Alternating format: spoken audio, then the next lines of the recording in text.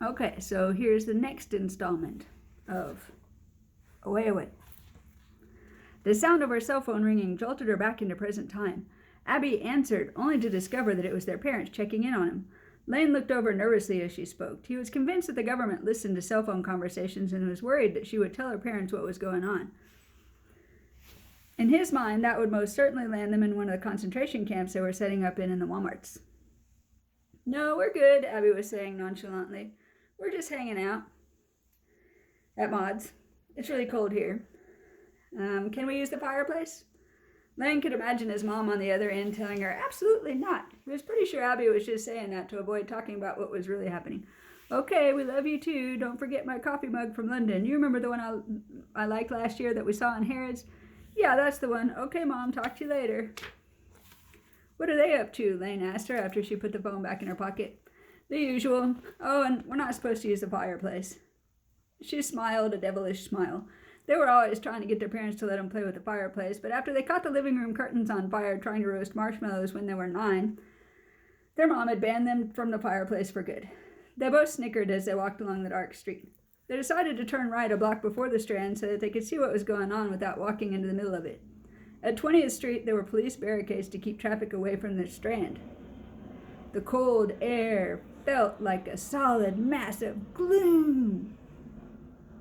The atmosphere was decidedly somber. At 19th Street, there was another barricade. From across the vacant lot between them and the Strand, they could see a large group of what appeared to be civilians protesting something. It was true. The civilians started throwing things at the horses. Wait. Standing directly in front of the civilians was a whole battalion of mounted police officers on their horses.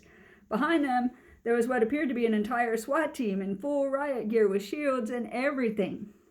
The civilians started throwing things at the horses. The mounted police broke formation and fell behind the riot squad. The riot squad started advancing towards the civilians who were screaming at the top of the lungs at this point. On the grassy lawn of the old hospital building on the other side of the Strand, SWAT guys started pouring out with rifles drawn. How could this be happening? Abby glanced over at the houses on their right. People were peeking out of curtains that had been drawn tight in every window. Further down the Strand, there were military vehicles parked, apparently waiting for the rest of the operation. It was really happening. They looked at each other with wide eyes and took off running. On the Strand, the head of the mounted patrol units looked over in time to see the two teenagers running down the next street over.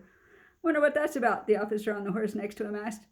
"Who knows? Probably just some stupid teenagers trying to find somewhere to make out, stupid kids." He turned back to the exercise at hand. "Do you think all of this is necessary?" the chatty officer asked him, talking about the drills they were running. "I don't know. Mardi Gras has been pretty calm the last couple of years, but it's good to practice with the Citizens Patrol group, just so we know that we could break up a crowd if we needed to." He patted his horse on the head. "I'm just glad I'm not on patrol tonight." "You and me both," the other officer agreed. He normally didn't like these kind of drills, but this time the National Guard was watching his practice for handling riots after natural disasters. He was really hoping to make a good impression on the National Guard guys. He was pretty sure the National Guard paid better than the local police department.